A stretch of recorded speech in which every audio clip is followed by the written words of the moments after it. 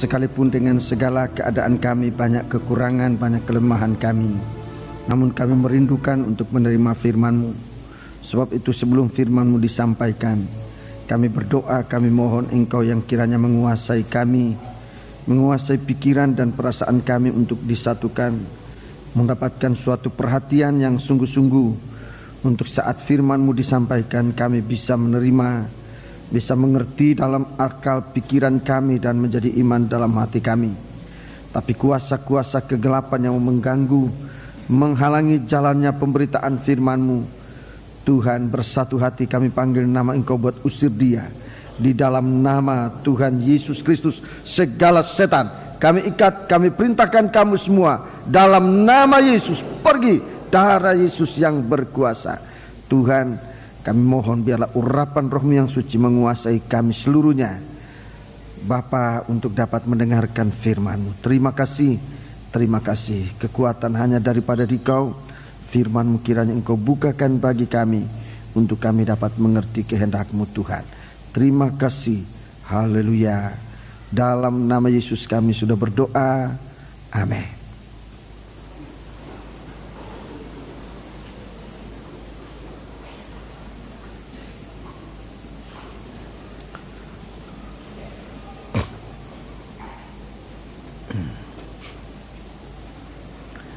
Sidang jemaat yang dikasihi Tuhan, saya menyampaikan salam sejahtera dan selamat berbahagia dalam menerima sabda Tuhan dalam nama Tuhan Yesus Kristus. Duduklah dengan tenang di saat ini, di mana firman Tuhan akan disampaikan bagi kita sekalian. Hanya Tuhanlah yang penuh kasih sayang bagi kita sekalian, akan memberikan kita pengertian akan firman-Nya. Sebab tanpa bimbingannya Dia, maka kita tidak akan sampai kepada maksud dan tujuannya Tuhan berfirman bagi kita sekalian. Kitab Wahyu Fatsal yang ke-6, Kitab Wahyu Fatsal yang ke-6, kita masih memeriksa tentang meterai demi meterai yang akan dibukakan, ya. Kita membaca ayat 1 dan ayat yang kedua tentang meterai yang pertama. Mari kita membaca ayat 1 dan ayat yang kedua. Ayat pertama dan ayat yang kedua. Maka aku melihat anak domba itu membuka yang pertama dari ketujuh meterai itu, dan aku mendengar yang pertama dari keempat makhluk itu berkata dengan suara bagaikan bunyi guruh, ya. Mari. Dan aku melihat sesungguhnya ada seekor kuda putih, dan orang yang menungganginya memegang sebuah panah, dan kepadanya dikaruniakan sebuah mahkota. Ya. Lalu ia maju sebagai pemenang untuk merebut kemenangan. Iya, terima kasih. Jadi kita sudah bersama-sama di hari-hari yang lalu mendengarkan bagaimana saudara-saudaraku bahwa sebuah kitab tergulung dan termeterai itu artinya penting, tetapi masih dalam keadaan rahasia. Kitab tergulung dan kitab termeterai tertutup, mengingatkan kita bagaimana sesuatu hal yang sangat penting. Saudara-saudaraku yang dimeteraikan yang penting, tetapi belum saatnya dibukakan. Tetapi dengan tampilnya anak domba Allah, istimewa bukan hanya tampil, tetapi ia sempat tersembelih. Dia telah datang ke dalam dunia menjadi manusia. Allah menjadi manusia, dan Rasul Yohanes mengatakan, Nabi Yohanes mengatakan, lihat anak domba Allah yang mengangkut dosa dunia. Ini dikatakan oleh Nabi Yohanes di saat baptisan air di Kali Yordan. Dia melihat begitu jelas, dan Roh Kudus memberikan ketetapan bahwa Yesus itu adalah anak Allah yang sudah menjadi manusia, menjadi imam besar untuk mempersembahkan korban pendamaian, yaitu tubuhnya sendiri.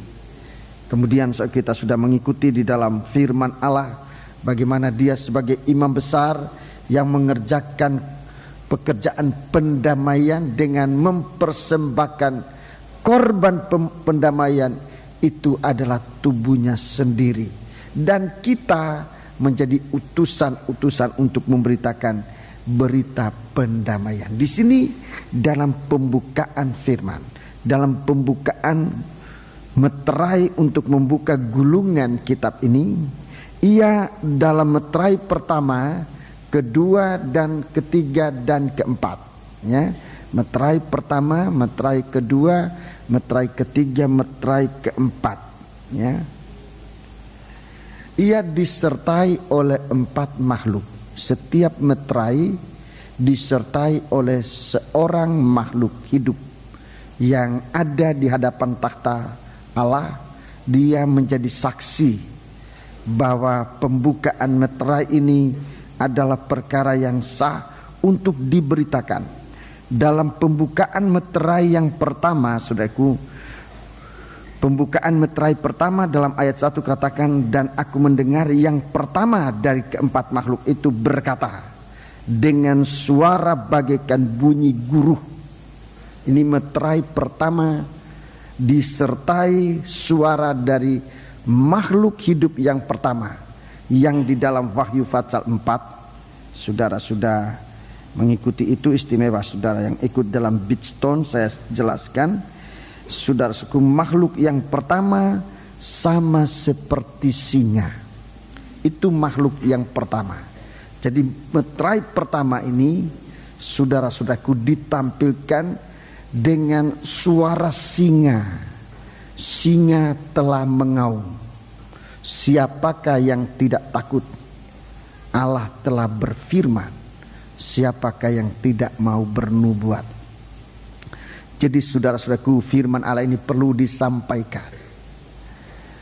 Firman Allah ini perlu disampaikan dan dengan segala keberanian. Kenapa saya mengatakan dengan segala keberanian? Sebab penyampaian firman Tuhan di akhir zaman itu benar-benar berhadapan dengan dosa yang bertambah-tambah. Dosa merajalela di dalam dunia. Jadi di hari-hari akhir ini justru pembukaan firman Tuhan, saudara-saudaraku, itu benar-benar berhadapan dengan bertambahnya dosa. Bertambahnya dosa di dunia ini. Kalau kita bisa melihat, saudara-saudaraku, kita, kalau mata rohani kita bisa melihat, kita akan benar-benar prihatin dengan keadaan dunia hari-hari ini, di mana dosa bertambah-tambah.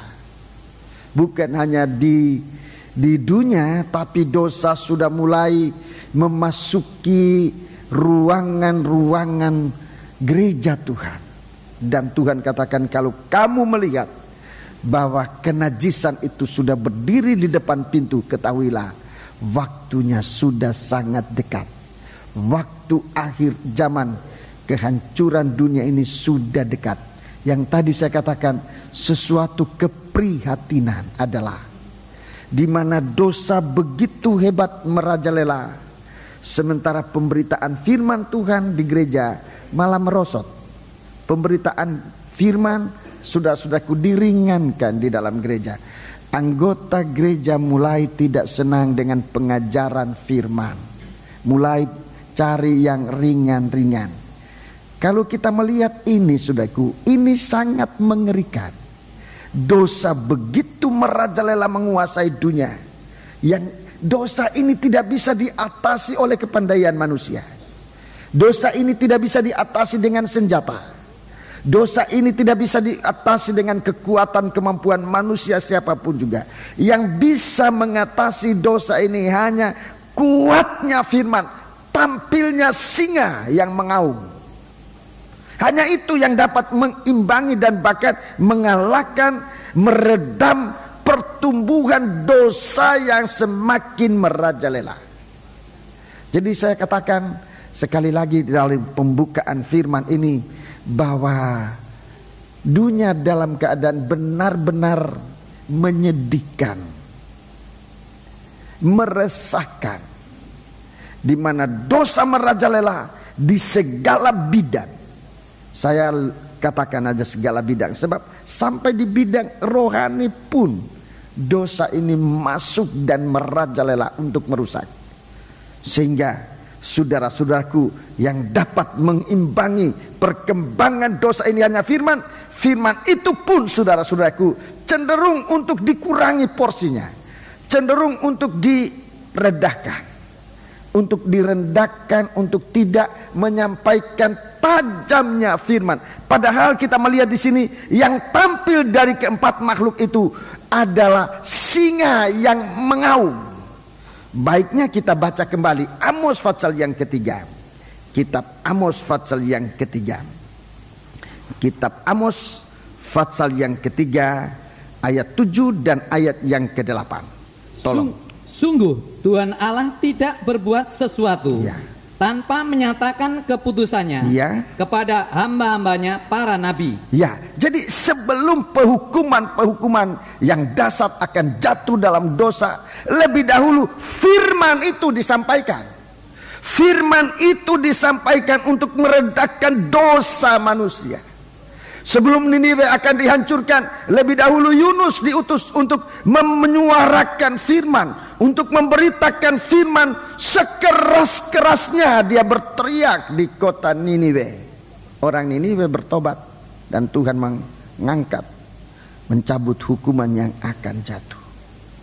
Sebelum Sodom dan Gomora akan dibinasakan, firman Allah disampaikan terlebih dahulu. Bangsa Niniwe, bangsa Sodom dan Gomora tidak mau bertobat dari kesalahan.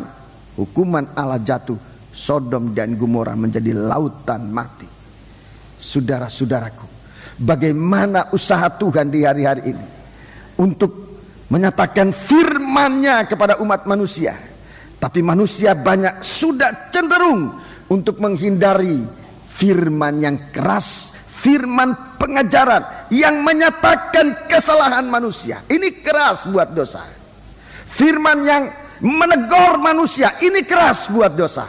Firman yang menasihati manusia, ini keras buat dosa. Tuhan katakan, sampaikan ini dengan kesabaran dan dengan pengajaran. Ini firman yang akan disampaikan oleh Tuhan bagi dunia ini. Tapi dunia mulai menghindarinya.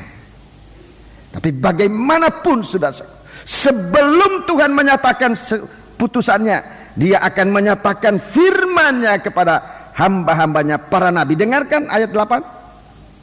Singa telah mengaum. Ya, singa telah mengaum. Siapakah yang tidak takut? Ya, siapa yang tidak takut? Tuhan Allah telah berfirman. Ya. Siapakah yang tidak bernubuat? Tuhan berfirman harus disampaikan.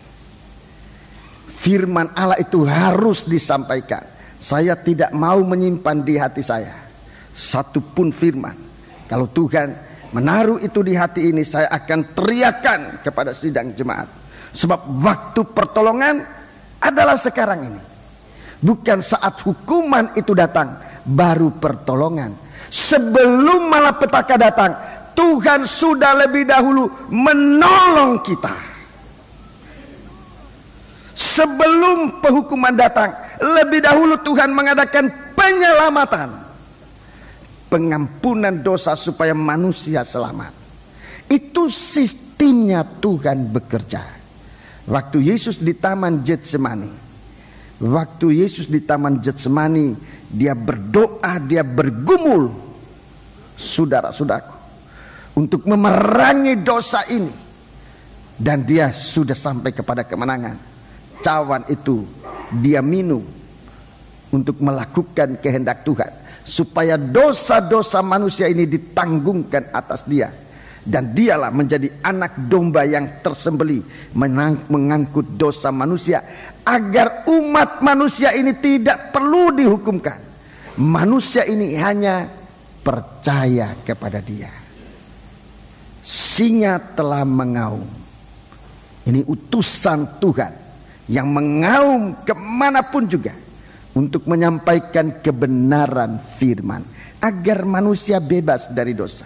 Di Taman Getsemani Tuhan berikan perintah kepada murid-muridnya, berjaga-jaga. Saudara perhatikan ini kalimat, berjaga-jaga dan berdoa. atau berdoa dan berjagalah. Berdoa dan berjagalah. Ini istilah maju selangkah daripada istilahnya orang di dunia ini bekerja dan berdoa.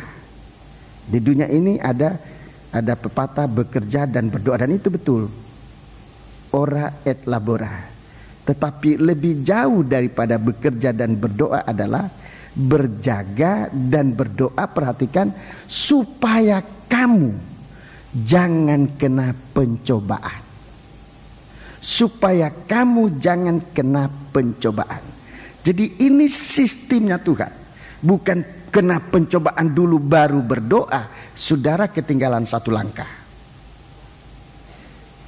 Kalau percobaan dulu baru berdoa, itu bukan salah, tetapi ketinggalan satu langkah. Seharusnya berdoa dulu, berjaga dan berdoa supaya pencobaan itu jangan datang. Dan doa besar yang diajarkan oleh Tuhan supaya kita dijauhkan dari segala pencobaan, dari segala penggoda. Ini doa. Jadi sebelum terjadi apa-apa, lebih dahulu Tuhan mengadakan penyelamatan. Ini sistemnya Tuhan yang harus kita perhatikan. Jadi kalau meterai ini dibuka, sistem itu jelas kelihatan. Lebih dahulu singa yang mengaum. Sebelum empat makhluk yang lain bersuara mengundang mari, dan kuda-kuda itu akan keluar. Lebih dahulu kuda yang pertama sudah keluar menurut suara dari makhluk yang pertama yang mengatakan mari. Makhluk yang pertama bagaikan singa. Ini hubungannya dengan firman Allah. Firman Allah ditampilkan lebih dahulu. Seekor kuda putih. Seekor kuda putih dan penunggangnya tampil ke depan, dan dia memberitakan apa yang dia beritakan. Firman Allah, dengarkan saudaraku, untuk menjadi tempat kelepasan manusia.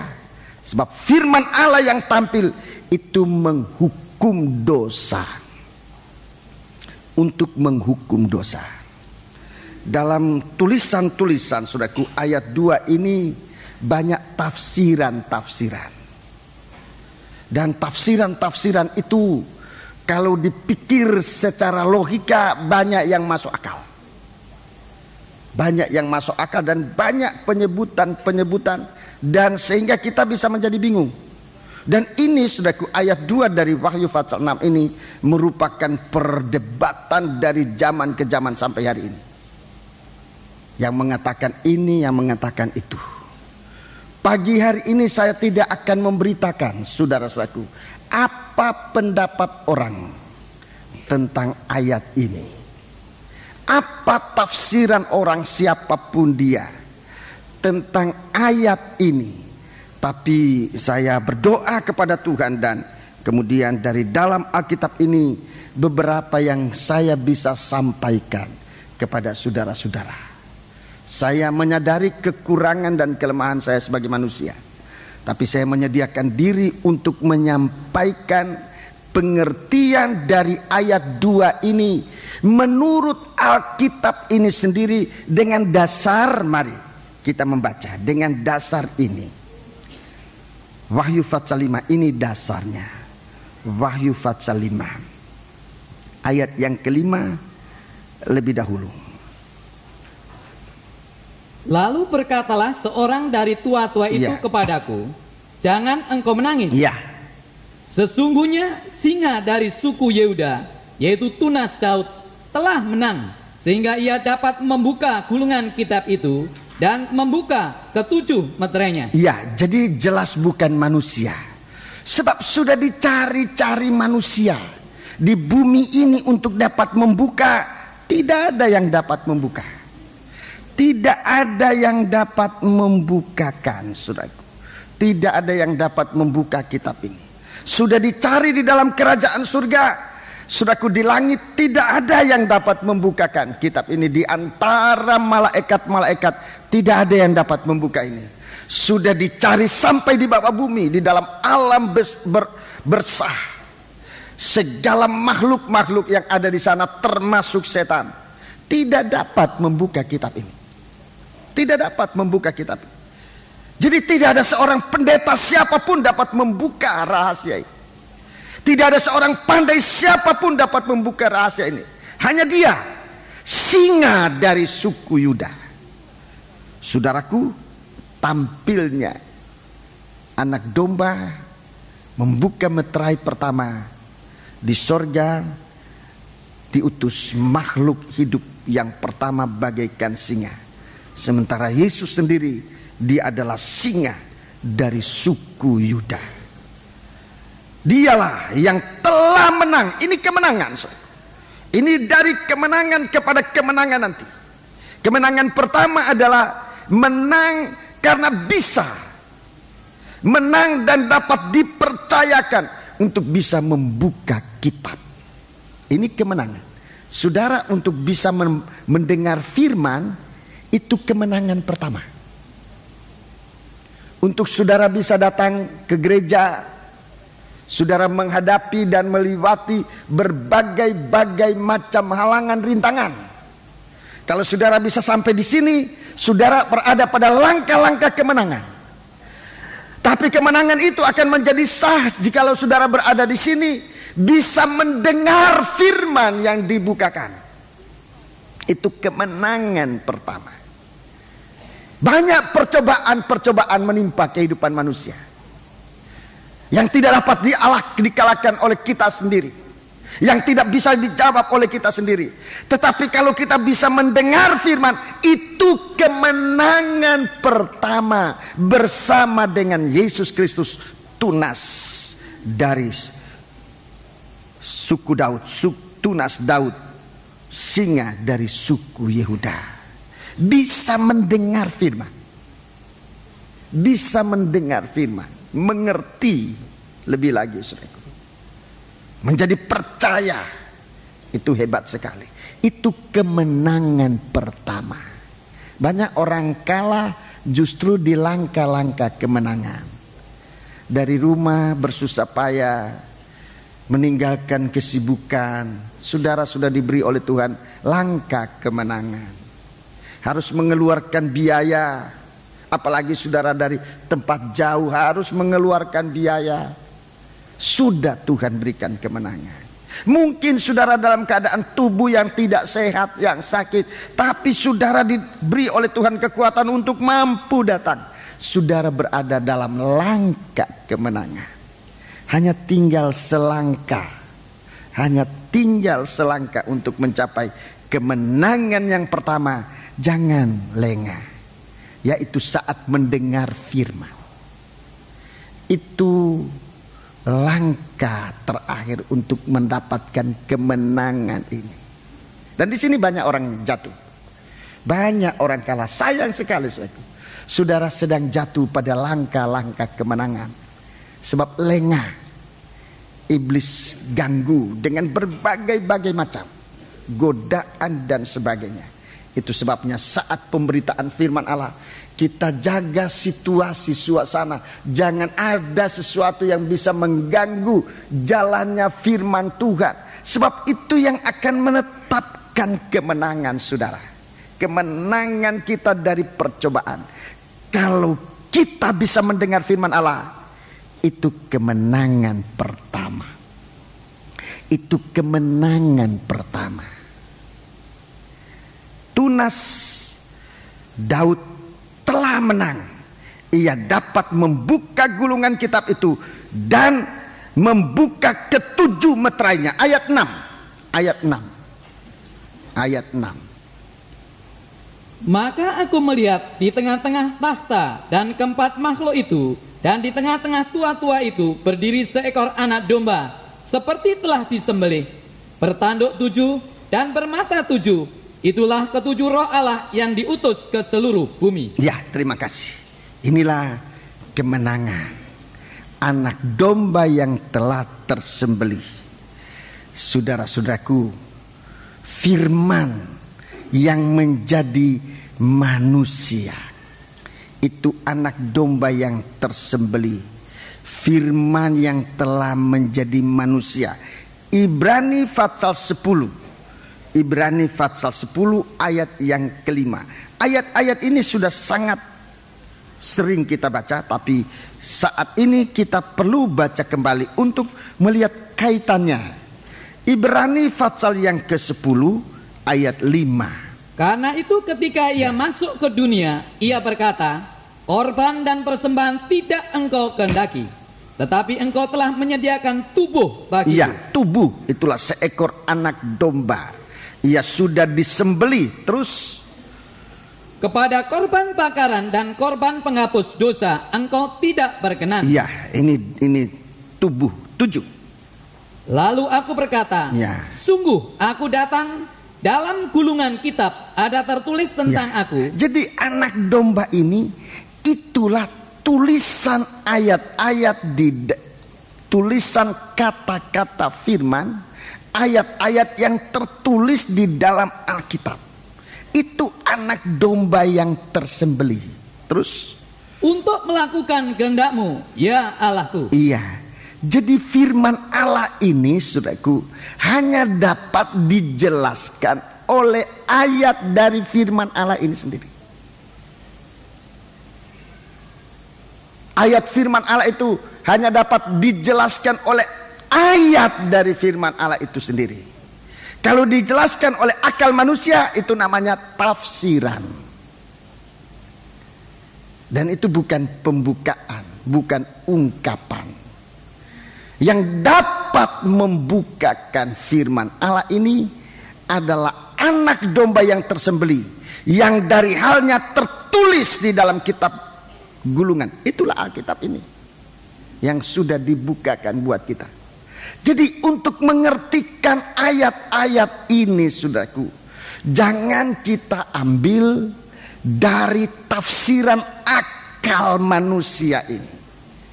Logika manusia ini banyak, saudara-saudaraku, dan sudah terbukti banyak menyesatkan pengertian kita akan firman Allah.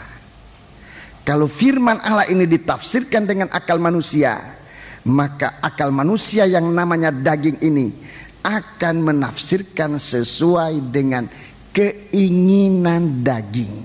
Di sana letaknya penyesatan di hari akhir ini. Sebab itu mari kita, sebagaimana tadi saya katakan, bahwa ayat dalam Wahyu pasal 6 ini sudah banyak ditafsirkan, buku-bukunya sudah banyak keluar. Saya pernah membaca buku-buku itu, tetapi malah saya jadi bingung sebab si A berkata begini, si B berkata begitu, si C, dan tidak ada satu kesatuan. Sehingga sulit untuk kita menarik kebenaran dari ungkapan pikiran manusia. Saya dengan segala keadaan, kelemahan, keterbatasan, saya coba untuk mencari di dalam Alkitab tentang pengertian dari ayat-ayat ini, supaya kita mendengar bukan pikiran seorang manusia, tetapi apa yang dikatakan oleh ayat Alkitab ini. Mari kita kembali lebih dahulu dalam kitab Wahyu ini. Di sini dikatakan, dan aku, ayat 2, dan aku melihat sesungguhnya ada seekor kuda putih, dan orang yang menungganginya,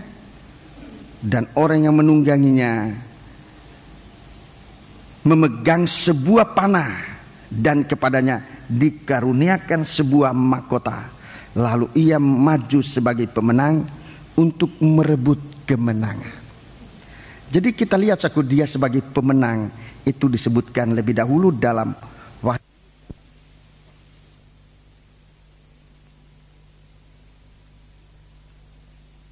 Di sana pertama kali dia disebutkan, atau kita pertama menemukan, sebetulnya dalam perjanjian lama juga disebutkan tentang kemenangan dia.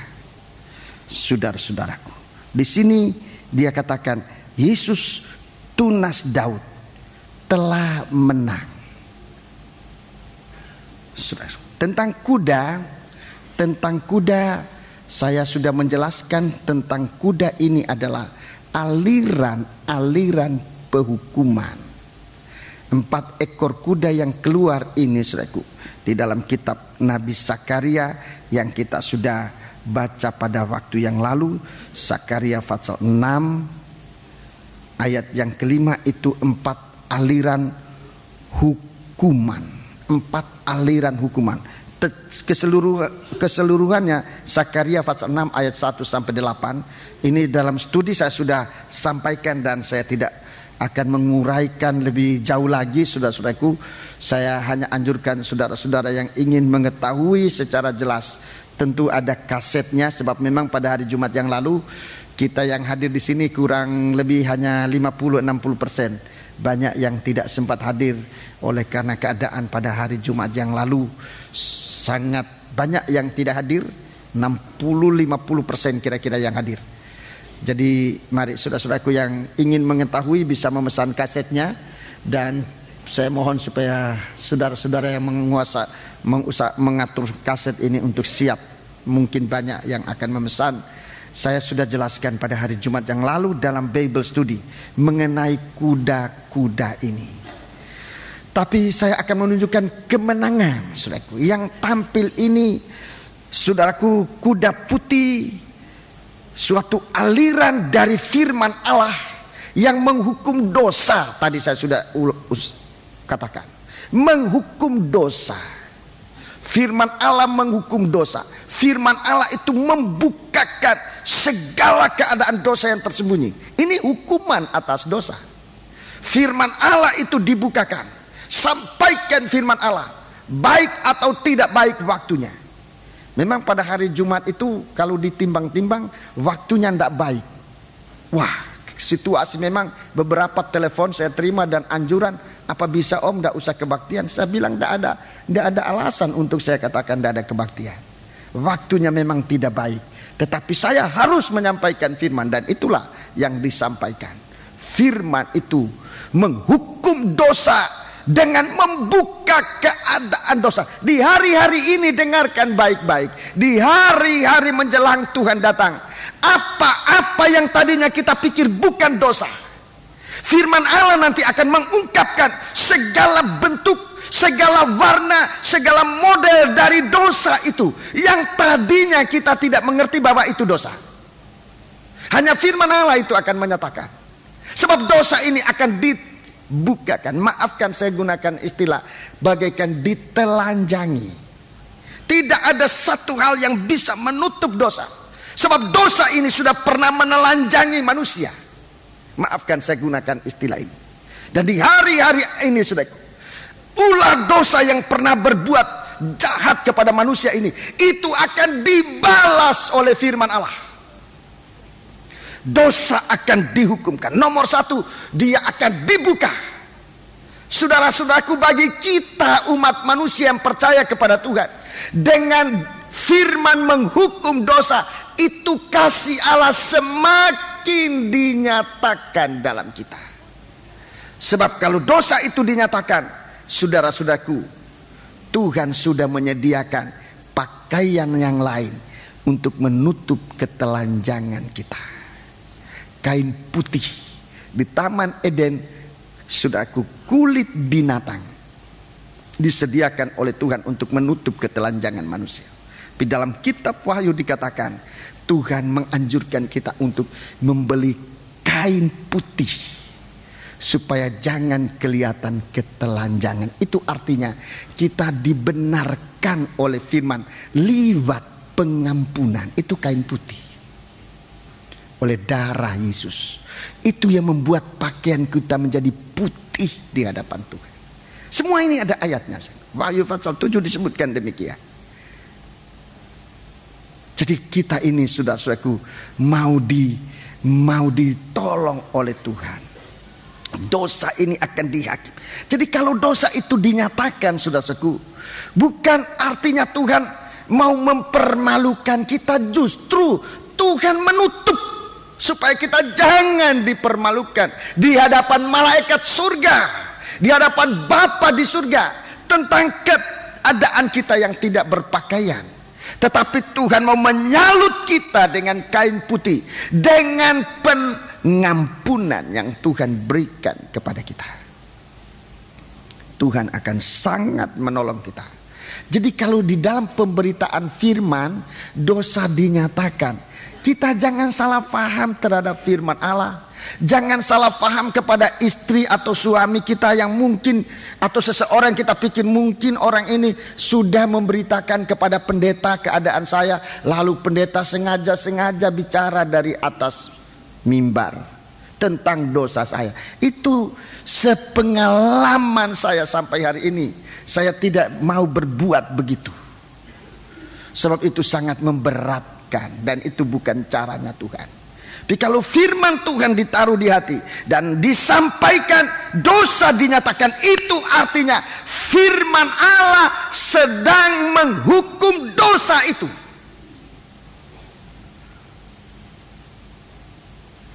Jangan sayangkan dosa itu, saudaraku. Tetapi lebih baik kita memihak Tuhan.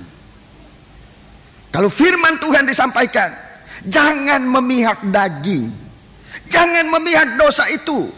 Lebih baik kita memihak firman Allah, supaya kasih Allah dicurahkan dalam kita sekalian. Singa mengaum. Saudara-saudaraku, dosa itu akan nyata. Kalau firman itu lebih keras menegur dosa, saudara-saudaraku, ini bukan berarti Tuhan membenci kita. Banyak kali teguran kita terima seakan yang menegur itu membenci kita. Ini kesalahpahaman. Sebagai seorang gembala, saudaraku, dalam melayani jiwa-jiwa, saya banyak kesulitan di dalam hal menegur. Sebab setiap kali menegur, orang itu sedikitnya tidak enak hati kepada si penegur. Sebab tidak ngerti. Sekarang saudara dengar, kalau ada teguran, itu artinya Tuhan mengasihi kita. Itu artinya.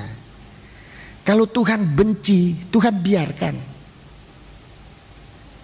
Sebab kuda-kuda yang berikutnya,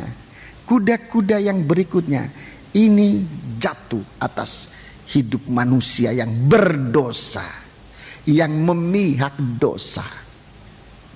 Dosa ditegur lebih dahulu, dosa dinyatakan lebih dahulu. Ini merupakan suatu hukuman atas dosa, supaya dosa itu jangan menguasai manusia. Tapi orang yang tetap mau dikuasai oleh manusia, 3 ekor kuda berikutnya itu akan menjelajah dunia ini. Akan menjelajah dunia ini, saya. Dimulai dengan kuda merah, menjelajah dunia. Kuda merah, saudaraku, kuda merah ini merupakan suatu malapetaka, saudaraku, untuk mengambil damai sejahtera dari atas bumi. Ini belum merupakan peperangan. Peperangan nanti pada Wahyu Fatsal 9 itu peperangan. Itu malaikat perang sekarang sedang diikat, sedang disiapkan di tepi sungai Efrat. Di tepi sungai Efrat itu ada malaikat, saudaraku, malaikat perang, tentang sedang diikat, sedang dipersiapkan di tepi sungai Efrat. Di dalam dalam peta dunia, kalau ini adalah sungai Efrat, itu tepatnya di timur tengah sana. Kota Baghdad berada di tepi sungai Efrat. Itu kalau dunia, tetapi Tuhan bicara jauh melebihi daripada dunia ini. So, kita tidak bisa main tunjuk begitu aja, jangan. Kita tunggu apa Alkitab katakan, apa ayatnya katakan, apa firman Allah nanti nunjukkan. Tapi malaikat perang ini, saudaraku, itu sudah diikat, tinggal menunggu tahunnya. So, mari kita baca lebih dahulu Wahyu 9 itu nanti akan dibaca dalam keadaan berikut, tapi mari kita lihat ini yang peperangan sebelumnya, ini yang terlibat di situ nanti, saudara-saudaraku, di mana manusia akan mengalami siksaan sengsara, terutama manusia yang tidak mau percaya firman. Ayat 13. Lalu malaikat yang keenam meniup sangkakalanya, dan aku mendengar suatu suara keluar dari keempat tanduk misbah emas yang di hadapan Allah, dan berkata kepada malaikat yang keenam yang memegang sangkakala itu, lepaskanlah keempat malaikat yang terikat dekat sungai besar Efrat itu. Ya, sungai besar Efrat itu, ayat 15. Maka dilepaskanlah keempat malaikat yang telah disiapkan bagi jam. Ya, jadi jamnya sudah ditentukan, belum ada orang tahu jam berapa. Apanya lagi? Dan hari tanggalnya sudah di surga itu sudah ada. Jamnya, harinya, bulannya, dan tahunnya. Untuk membunuh sepertiga dari umat manusia. Ya, ini peperangan. Membunuh sepertiga dari umat manusia. Saya tidak tahu penduduk Surabaya ini berapa, siapa yang tahu? Berapa juta penduduk kota Surabaya? 2 juta? Lebih, 4 juta. Nah, membunuh sepertiga, bayangkan. Kalau sepertiga dari 4 juta, seumpamanya 4,5 juta, 1,5 juta mayat bergelimpangan. 1,5 juta mayat bergelimpangan dalam perang itu. Dan perang itu, saudaraku, yang terlibat di sana bukan pentungan, bukan celurit, bukan. Yang berkelimpangan di sana itu senjata-senjata modern. Tentara-tentara yang terlatih. Tentara-tentara pilihan. Saudara-saudara, semua komando, pasukan elit dari seluruh dunia yang dapat dihitung jumlahnya 200 juta tentara. 200 juta tentara. Saudara yang tahu kemiliteran, saudara bisa tahu, saudaraku, bagaimana 200 tentara elit. Bukan yang jaga pos, bukan. Ini tentara yang dilatih untuk membunuh orang. Sebab senjatanya luar biasa. Di dalam Pasal 9 ini senjatanya luar biasa. Itu peperangan yang nanti akan terjadi. Jangan main-main, saudaraku. Jangan main-main. Waktunya sudah.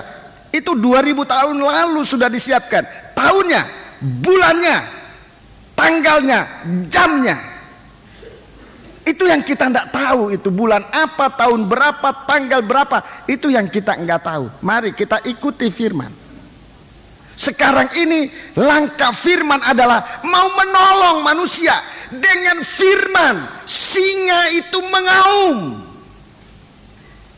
Singa itu mengaum. Dan kuda putih keluar. Gerakan pembukaan firman. Saya tidak tahu pembukaan firman Allah ini apa sudah mendekat akhir atau baru mulai atau pertengahan, saya nggak tahu. Saudara, tetapi selagi kita bisa mendengar firman Tuhan, saya katakan kita berada pada kemenangan pertama.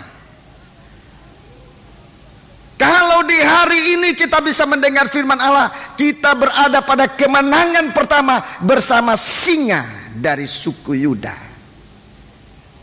Sementara Yesus yang adalah ayat dari firman Allah ini sekarang sedang membukakan rahasia dari ayat-ayat. Saya tidak akan mau coba untuk menggunakan pikiran manusia mulai menafsirkan ayat-ayat, tidak. Jadi kita lihat, saudaraku, kalau dalam Bible Study saya sudah bicara tentang kuda putih ini sekarang sedang penunggangnya. Sekarang sedang tentang penunggangnya. Kita membaca, saudaraku, di dalam Habakuk. Ini buku kecil, saudaraku. Habakuk ini banyak orang nggak kenal. Kalau Matius banyak dikenal, kalau Filipi banyak dikenal, Lukas, Markus, Yohanes banyak dikenal. Tapi Habakuk, siapa yang sudah mengenal Habakuk? Waktu murid-murid sekolah Alkitab masuk di sekolah Alkitab, ini yang saya tes lebih dahulu. Ayo, sebutkan nama-nama kitab. Wah, 100% tahu atau enggak kira-kiranya? Murid-murid sekolah Alkitab yang berasal dari sidang jemaat. Setelah dites 100% tahu atau enggak? Ayo murid-murid, waktu dites 100%, ayo supaya kedengaran, enggak kedengaran nih. 100% tidak tahu. Wah, gawat saudaraku. Ini gambarannya sidang jemaat. Mereka ini datangnya dari sidang jemaat. Bukan dari sidang jemaat mana? Dari sidang jemaat Johor Lemaputro pun nggak tahu. Nggak tahu. Kan di sini ada calon hamba Tuhan berasal dari jemaat Johor Lemaputro juga nggak tahu. Ayo Habakuk. Mari kita buka kitab Habakuk. Menemukan? Kalau lihat di anunya ya menemukan.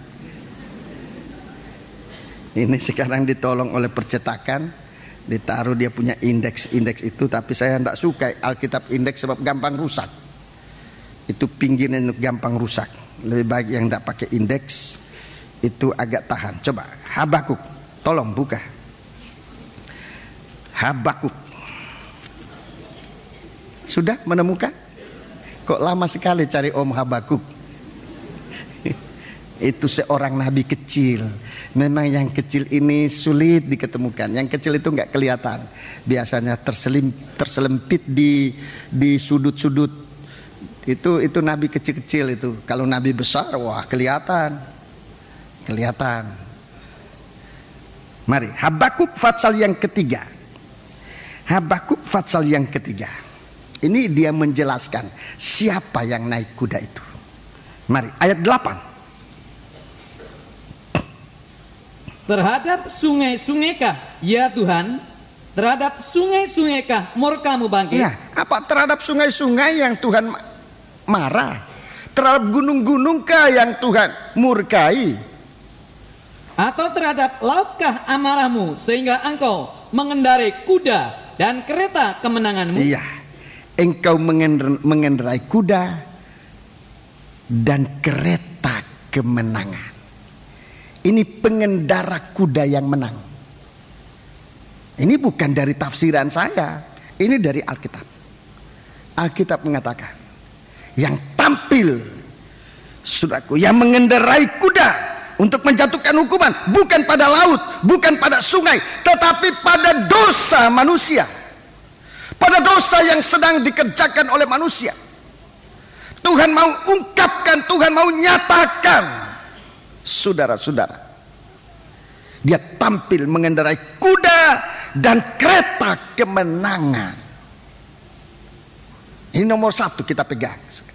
Jadi pengendara ini kita tidak usah main tafsir si ini, si A, si B, tidak usah. Alkitab sudah katakan, Tuhan mengendarai kuda dan kereta kemenangannya. Ayat 9. Ya. Busurmu telah kau buka. Busur telah kau buka. Telah kau isi dengan anak panah. Telah kau isi dengan anak panah. Selah. Engkau membelah bumi menjadi sungai-sungai. Iya. Melihat engkau gunung-gunung gemetar. Air bah menderu lalu. Samudra raya memperdengarkan suaranya dan mengangkat tangannya. Iya, terima kasih. Jadi saudaraku, kita lihat tampilnya si pengendara kuda dengan tanda kemenangan ini, saudaraku. Di sini perkataan Tuhan disebutkan jelas dalam ayat 8. Mu dengan huruf besar, saudaraku, amarahmu, kemenanganmu. Mu huruf besar, itu Tuhan. Itu tentang Tuhan. Busurmu juga. Dan kau isi dengan anak panah. Busur ini, Alkitab ini busur,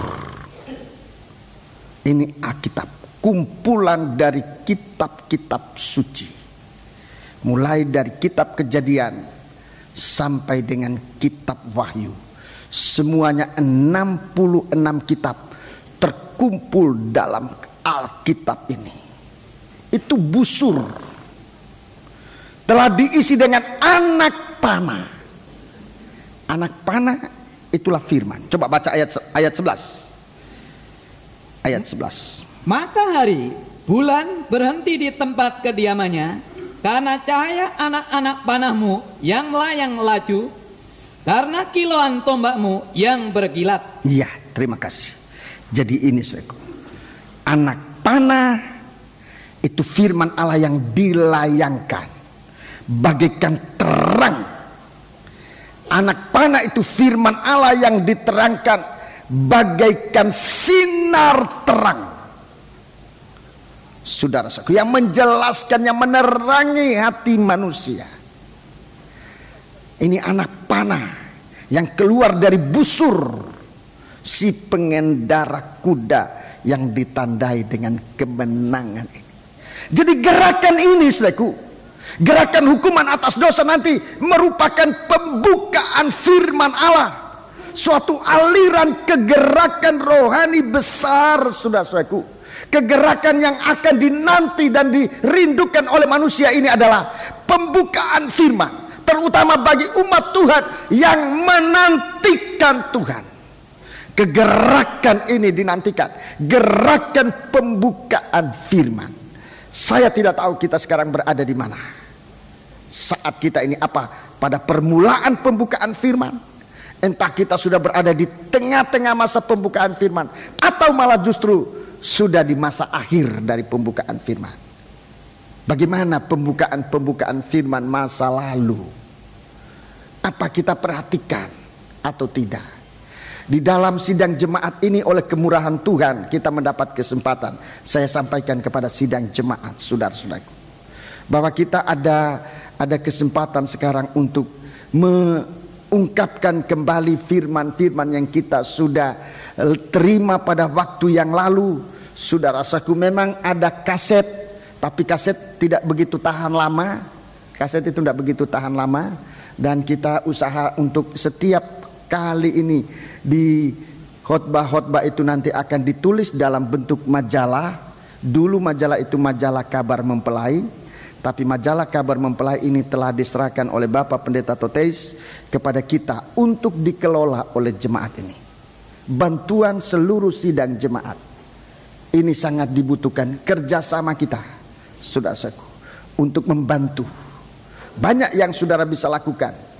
Berdoa itu pasti untuk kelanjutan pengajaran-pengajaran, sebab yang akan dimuat dalam majalah itu semua khotbah-khotbah dari hamba-hamba Tuhan, dari gembala saudara, dari Bapak Toteis, Bapak Ibu Toteis, dari Bapak almarhum Van Hessel. Jangan saudara salah dengar, almarhum Van Hessel, bukan almarhum Toteis. Pada hari Jumat yang lalu saya mengatakan almarhum Toteis. Tidak, almarhum Van Hessel dan murid-muridnya. Itulah Pendeta Toteis, Pendeta Injuwono juga sudah almarhum. Ya, demikian. Saudara berdoa juga buat Bapak Pendeta Toteis sekarang dalam keadaan sakit. Berdoa supaya Tuhan berikan pertolongan. Belum diketemukan sakitnya apa. Nanti pada tanggal 11 Juni yang akan datang akan mengalami pemeriksaan secara teliti. Berdoalah untuk ini, ya. Saya mohon itu buat saudara-saudara sekalian. Jadi ini, saudaraku, firman Allah ini akan dituliskan di hari-hari ini di dalam hati kita. Itu nomor satu. Di dalam hati itu merupakan iman. Firman Allah itu dituliskan dalam, mulai dari indera kita sampai di akal kita ini. Kalau sampai di akal ini firman itu menjadi pengertian, itu namanya firman tertulis. Berdoalah supaya Roh Kudus menuliskan firman di akal kita, bukan dengan pena, bukan dengan dawat, tapi dengan Roh Tuhan. Kalau firman memberikan pengertian di hati, itu sama dengan firman itu ditulis di akal. Ditulis, itu sulit untuk dilupakan. Tetapi bukan hanya sampai di akal ini, Firman itu mau ditaruh di dalam hati, ditulis, ditukik. Tuhan menuliskan firman di atas 2 loh batu, bukan ditulis begitu saja, tapi seperti ukiran, tulisan yang membekas di atas batu itu, diukir, ditukik. Bahasa lama itu ditukik, diukir, jadi meninggalkan bekas di hati, namanya iman. Nah, kalau firman sudah menjadi iman, itulah yang membenarkan kita. Firman yang sudah menjadi iman itulah yang membenarkan kita.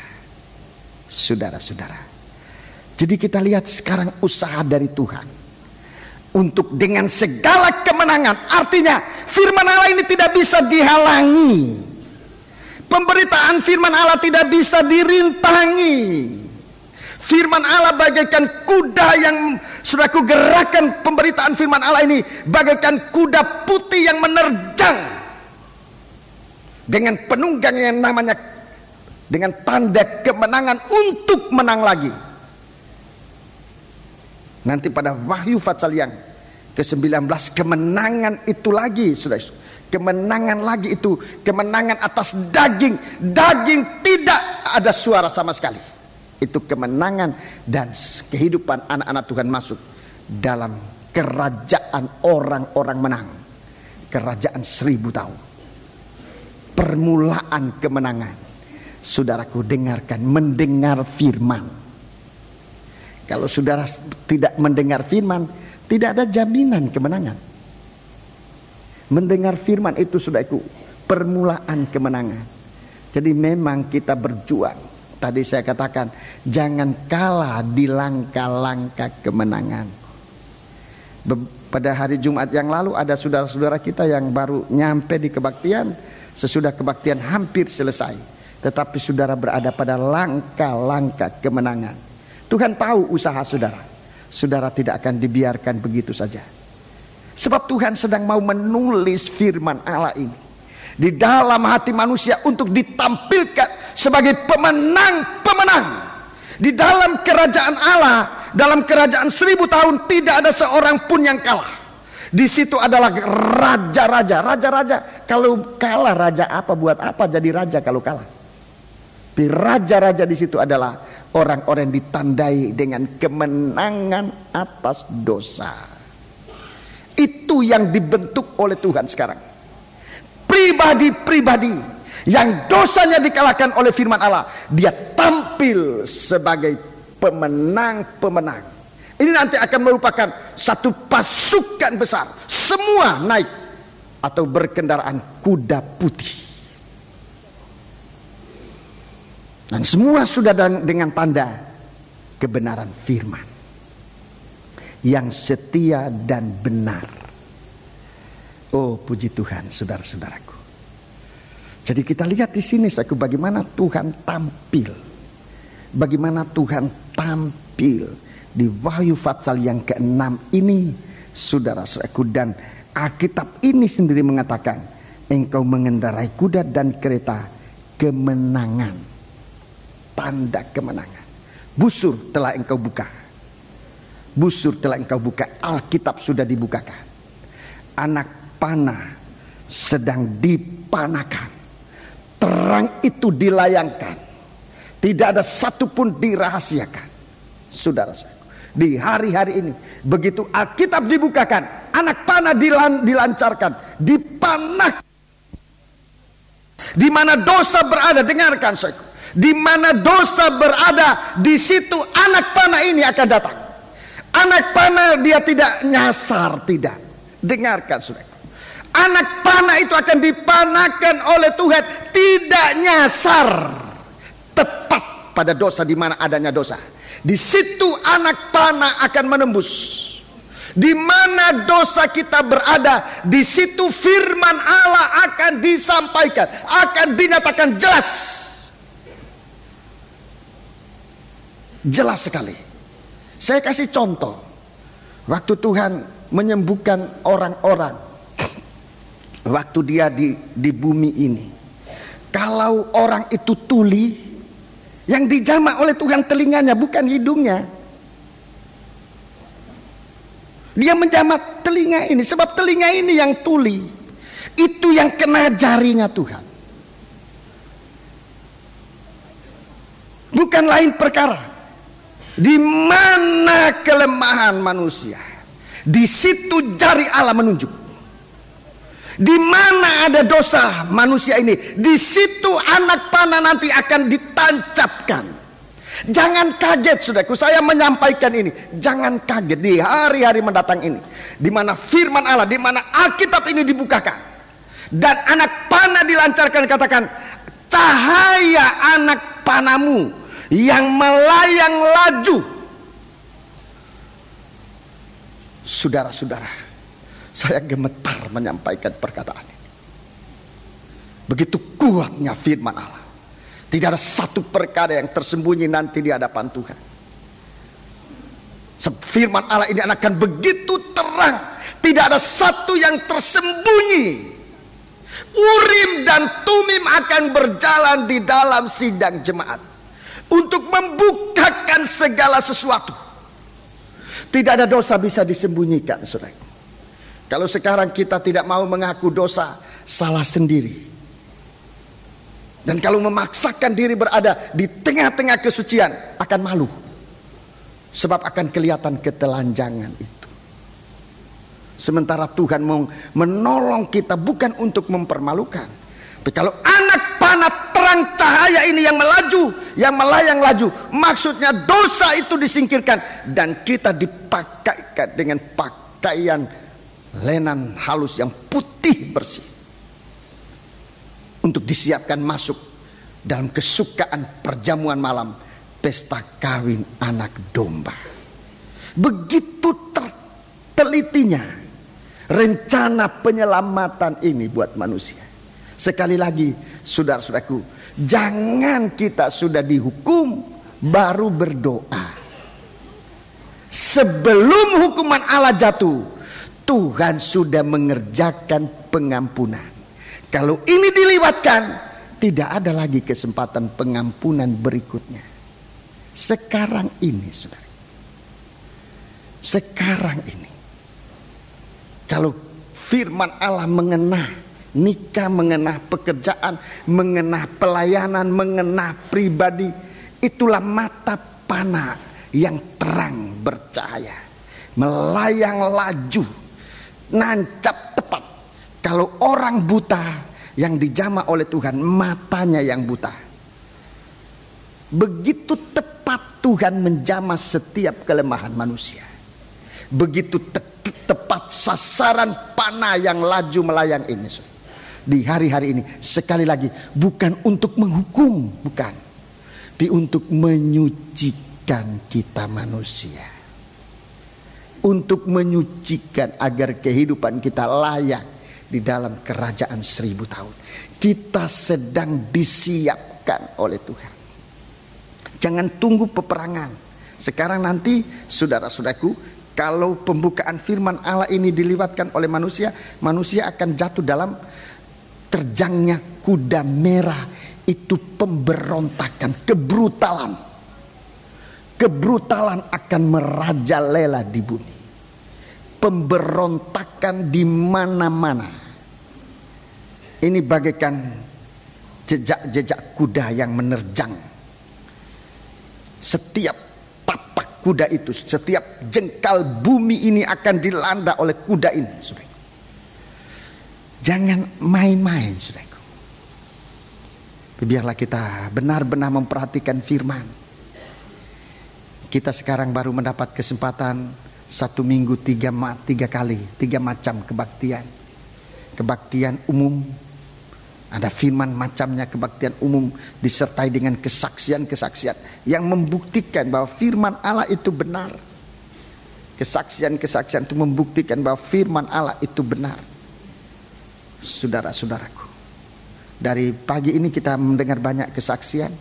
Mereka menyaksikan benarnya firman yang sudah menolong. Kita juga berdoa buat panti asuhan namanya itu apa itu? Pondok Kasih yang sekarang kita berbuat untuk menolong orang susah. Tapi bayangkan, untuk menolong orang susah aja kok dilarang. Padahal pemerintah menganjurkan untuk menolong orang susah. Tapi sebagian dari oknum itu mencoba melarang menolong orang yang susah ini. Saudara-saudaraku, kita di sana tidak menarik keuntungan apa-apa. Mereka yang bekerja di sana banyak dengan kerja bakti itu. Banyak kerja bakti mereka yang melayani itu. Salah satu saudara kita yang tadi bersaksi, dia mencari nafkahnya sendiri, kemudian melayani orang-orang itu, saudaraku. Dari gereja tidak bayar dia, enggak, dia tidak digaji oleh gereja. Dan beberapa saudara yang kerja di sana, semua itu bayangkan bagaikan kerja bakti.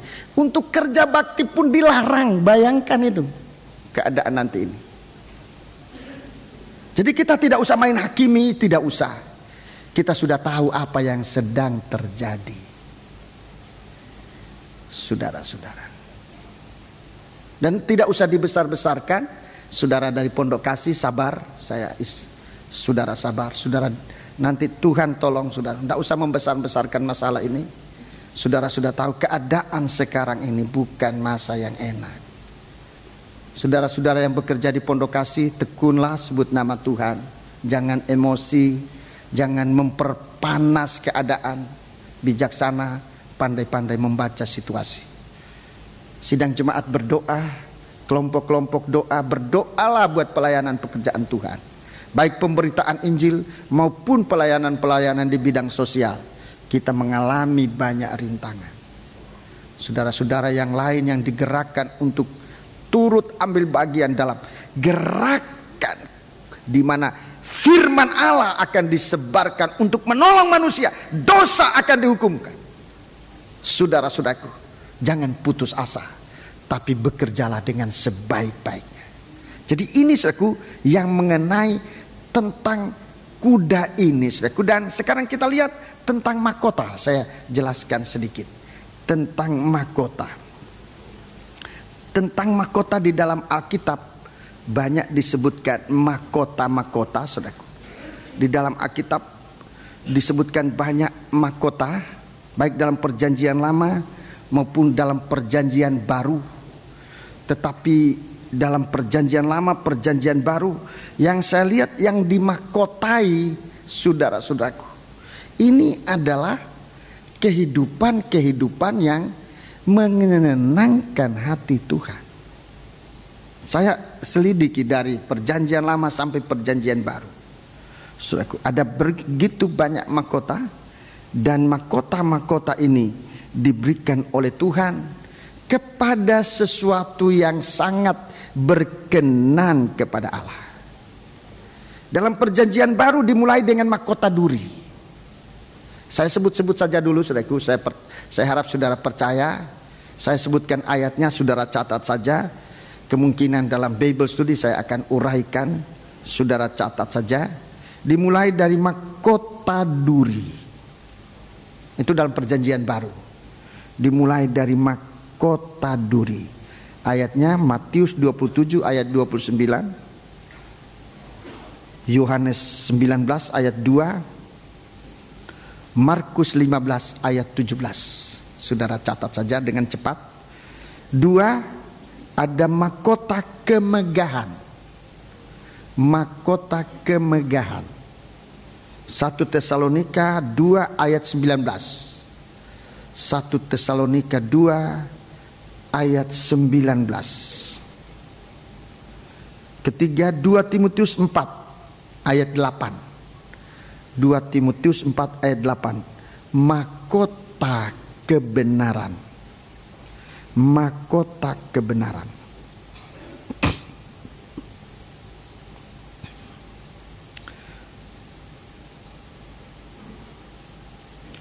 Kemudian mahkota kehidupan. Yakobus 1 ayat 12. Mahkota kehidupan. Kemudian ayat 5.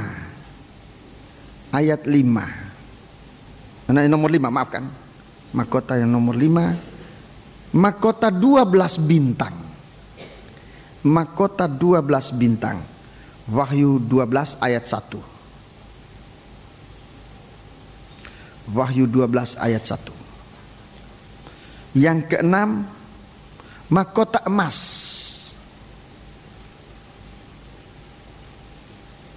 Mahkota emas. Wahyu 14 ayat 14. Wahyu 14 ayat 14. Dalam perjanjian lama disebut Mazmur 21 ayat 4. Mazmur 21 ayat 14 ayat 4. 7.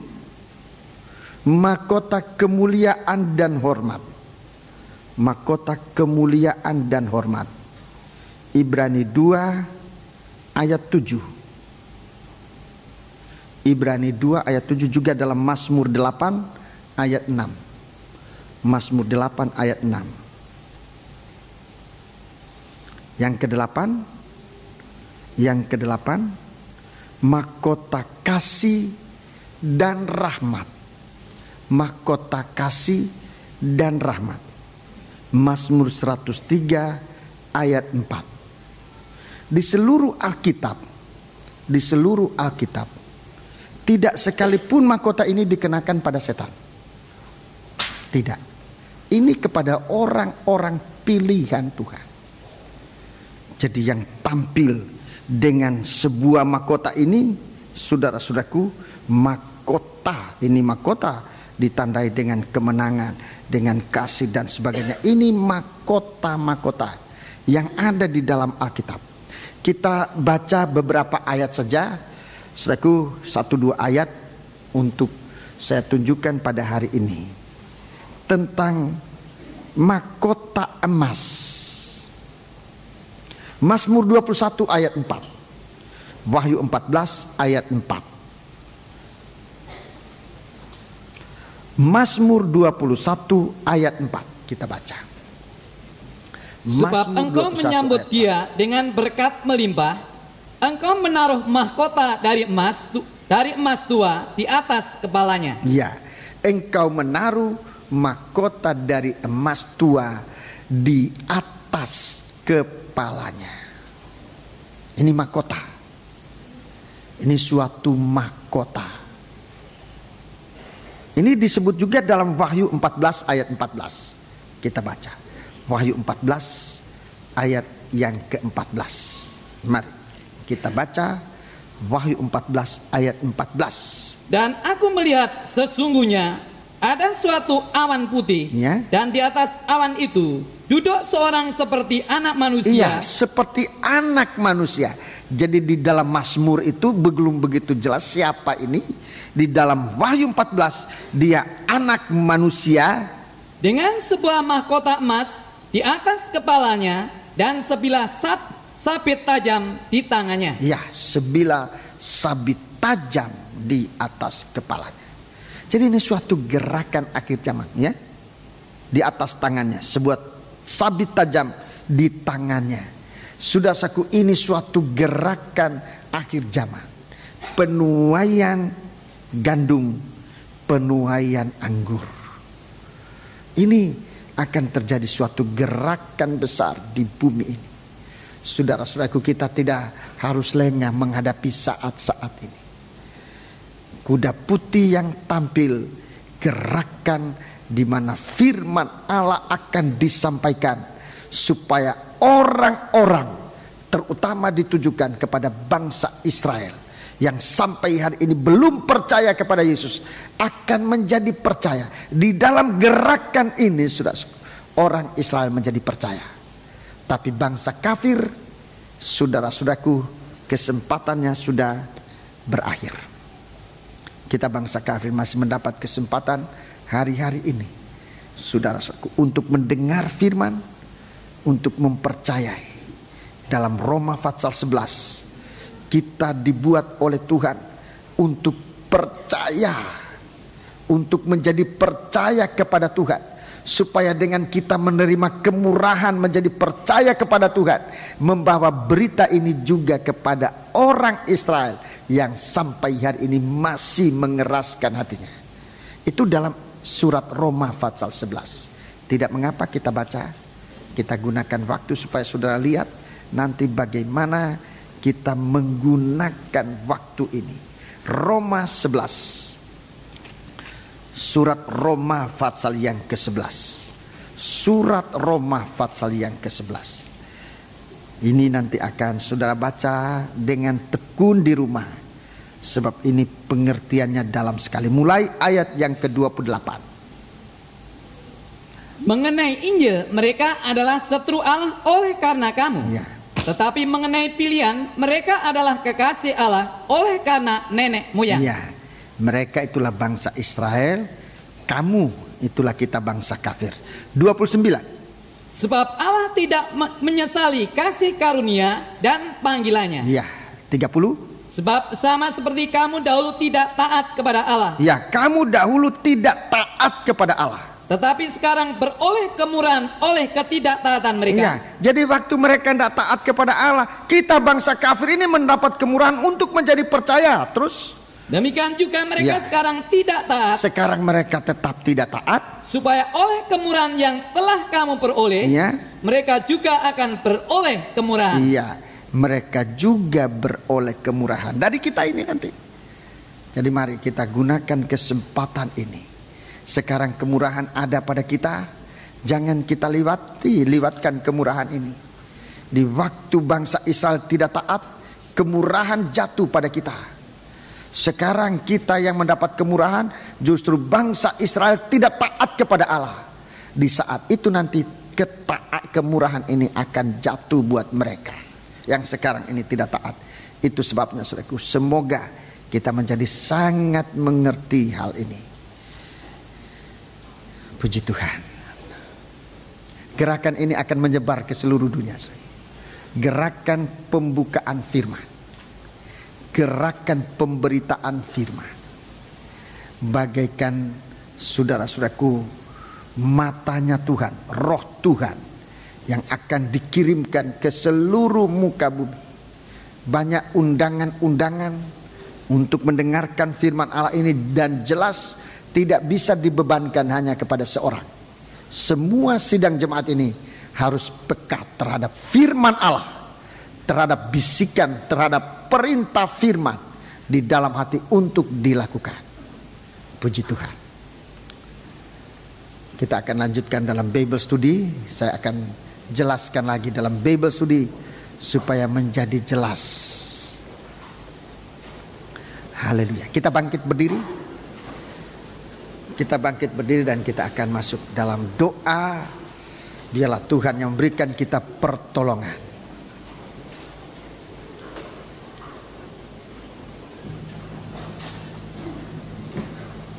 Kita melakukan sebuah nyanyian.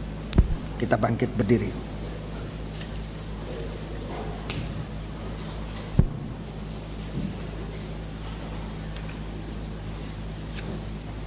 Kurindu sabdamu. Nomor berapa?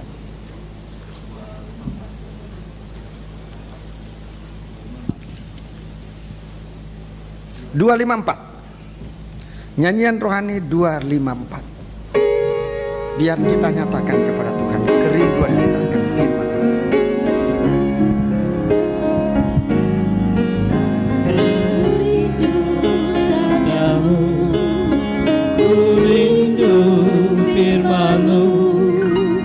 Firman Tuhan Yesus yang heran dan berkuasa, berfirmanlah Tuhan oleh kuasa Roh-Mu, hanya dalam padamu aku berserah.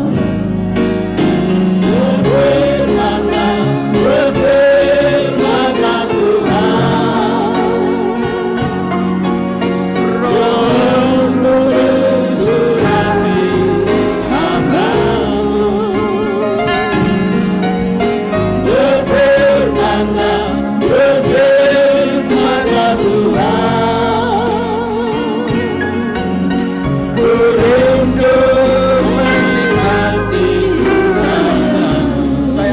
Kata-kata ini disampaikan dalam bentuk doa segala kerinduannya. Jangan suatu nyanyian biasa, tapi suatu permohonan kepada Tuhan. Dari atas, ku rindu sabda, nyatakan hati kepada Tuhan. Ku rindu sabdamu, ku rindu firman-Mu. Doa yang sangat tepat untuk hari-hari ini. Yang heran yang berkuasa, berfirmanlah Tuhan, oleh kuasa Roh-Mu, hanya kepadamu aku berserah. Berfirmanlah Tuhan, Roh Kudus urapi hamba-Mu. Berfirmanlah Tuhan, Haleluya. ku rindu menikmati sabda-Mu.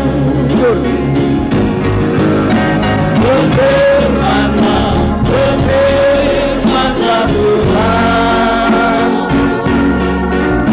Roh Kudus urapi hamba-Mu. Berfirmanlah Tuhan, ku rindu menikmati sabda-Mu. Ku rindu sabdamu. Ku rindu Saudara, sabda-Mu. Budi Afianto tampil ke depan. Firman-Mu, Saudara Budi Afianto, firman Tuhan Yesus, kita akan naikkan doa bersama. kuasa Seorang di antara tua-tua akan menaikkan doa oleh kuasa untuk sidang jemaat, hanya mewakili kita untuk menyatakan kerinduan kita akan firman. Haleluya. Nyatakan kerinduan kita, bukan merindukan perkara yang akan binasa,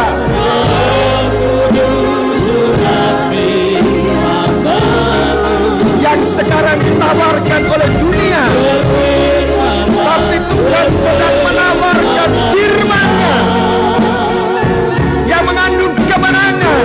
Haleluya. Kor sekali lagi.